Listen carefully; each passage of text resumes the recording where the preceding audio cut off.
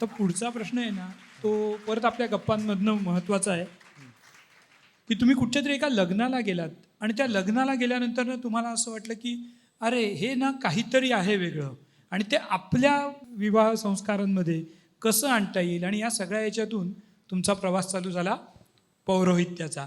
तर त्याच्याबद्दल तुम्ही आम्हाला विस्तृत सांगू शकाल का? तर झालं असं, डॉक्टर जॉर्ज मथाईंच्या मुलीचं लग्न अलिबागला होतं आणि त्यावेळेला त्यांनी आम्हाला सगळ्यांना बोलवलं. आम्ही गेलो लग्नाला आणि माझ्या लक्षात आलं की ते ख्रिश्चन पद्धतीचं लग्न इतकं व्यवस्थित आणि म्हणजे एक 20 ते 25 मिनटात लग्न पूर्ण झालं.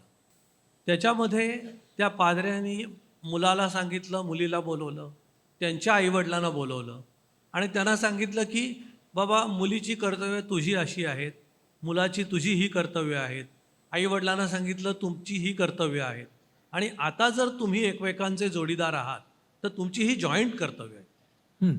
आणि त्याच्यानंतर त्यांनी बायबलमधले काही श्लोक होते, राईम्स होते, हाईम्स, तर त्या हाईम्स प्रत्येकाला दिल्या होत्या आणि ते पादरी म्हणायचे आता याच्यानंतर हे म्हणा, सगळे एका सुरात म्हणायचे.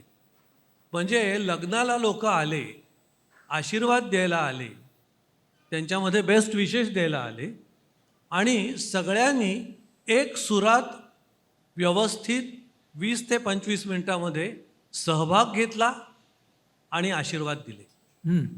मग माझ्या लक्षात आलं आपल्याकडे नवरा आणि नवरी ते धूर खात बसतात बिचारे, उरलेले सगळे लोक गप्पा मारत असतात आणि आशीर्वाद द्यायला आलेले असतो, पण कुर्यात सदा मंगलम शुभमंगल सावधान एवढंच आपण म्हणतो. मग आपल्याला जेवणाचा मेनूच दिसायला लागतो पुढचा. म्हणजे कोणीच लग्नाला येऊन आशीर्वाद नीट देतात असं नाही. याच्यात काहीतरी जर आपल्याला करता आलं, अशा पद्धतीचं लग्न म्हणजे इंटरॅक्टिव्ह वेडिंग का करायचं नाही? इंटरॅक्टिव्ह वेडिंग का करायचं नाही हा प्रश्न आला. आणि मग हा प्रश्न आल्यानंतर शेवटी प्रश्न आला तर उत्तर शोधलं पाहिजे. उत्तर शोधलं पाहिजे तर अभ्यास केला पाहिजे आणि अभ्यास केला पाहिजे तर काहीतरी माध्यम पाहिजे आणि हे माध्यम तुम्ही कसं मिळवतात? तर ज्ञानप्रबोधिनीच्या या सगळ्या विधीच्या पोथ्या आहेत, पण या सगळ्या पोथ्या ज्या आहेत त्या त्यांनी 40-50 वर्षापूर्वी लिहिलेल्या आहेत आणि हम आपके है कौन नंतर आपली सगळ्यांची लग्न बदलली. तो आता संस्कार राहिला नाही, तो समारंभ झाला. मग आपल्याला काहीतरी असं करता येईल का की त्याच्यातलं कुठल्याही संस्कारामधलं पावित्र्य ठेवून आपल्याला तो पाहिजे तसा मॉडिफाय करता येईल. आणि म्हणून त्या सगळ्या पोथ्या वाचल्यानंतर मी ठरवलं की आपल्याला काहीतरी मॉडिफिकेशन करता आलं पाहिजे. आणि म्हणून मी पहिल्यांदी विचार करायला सुरुवात केली, पोथ्या वाचल्या, आम्ही मॉडिफिकेशन सुरुवात केली. पण आम्हाला चान्स कोण देणार हा प्रश्न होताच. तुम्ही जे व्यावसायिक पुरोहित आहेत त्यांच्या पोटावरती पाय देणार ना, तर तुम्हाला चान्स द्यायचा म्हणजे. हा, तर रिटाच्या भाचा 8 वर्षाचा झाला होता आणि त्याची मुंज करायची असं ठरलं. तर म्हणून मी आमच्या सासूबाईंना म्हटलं की याची मुंज तुम्ही मला लावायला द्याल का? तर आता रिटा हुशार, तिची आई किती हुशार सांगायला नाही.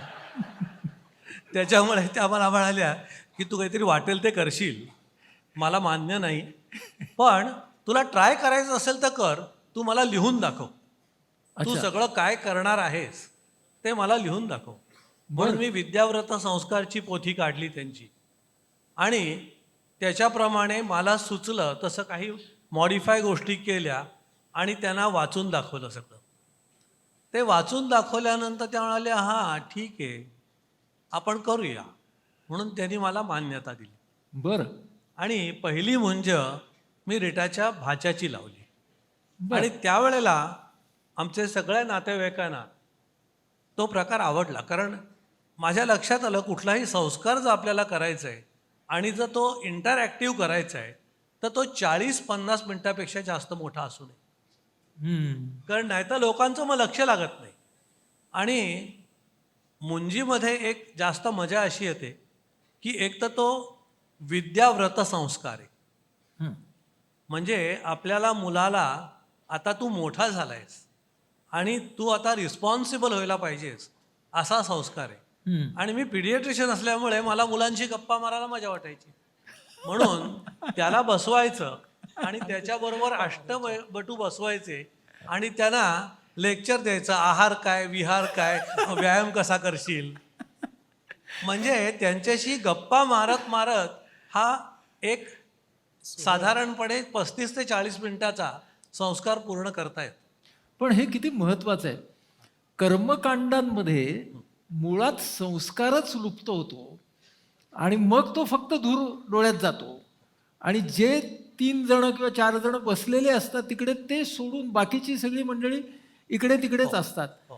तर तू जेव्हा पूजा सांगतोस त्यावेळेला तू कसं सगळ्यांना सहभागी करतोस? म्हणजे लॅपटॉप असतो, मग नंतर स्क्रीन आला. मग हा ते जरा सांगा काय काय झालं. म्हणजे माझ्या लक्षात आलं की एखादा मी जर श्लोक म्हणत असलो त्याच्यातला तर लोकांना तो श्लोक कळत नाही, म्हणून मग मी पॉवर पॉईंट प्रेझेंटेशन करायचो. हां, आणि स्क्रीनवरती मी जो श्लोक म्हणतोय तो म्हणून दाखवायचो आणि मग त्याचा अर्थ सांगायला लागायचो. त्याच्यामुळे हे ऑडिओ व्हिज्युअल प्रेझेंटेशन हे जरा जास्त लोक ऐकायला लागले आणि प्रत्येक वेळेला मी लोकांशी बोलायचो की आता आपण जो अर्थ श्लोक सांगितला त्याचा अर्थ काय आहे आणि हे का केलं पाहिजे. आणि मग सगळ्यांना आशीर्वाद द्यायला सांगायचो. आता तुम्ही एका सुरात आशीर्वाद द्या. त्याच्यामुळे मग ते ॲक्सेप्ट व्हायला लागलं. बरं बरं.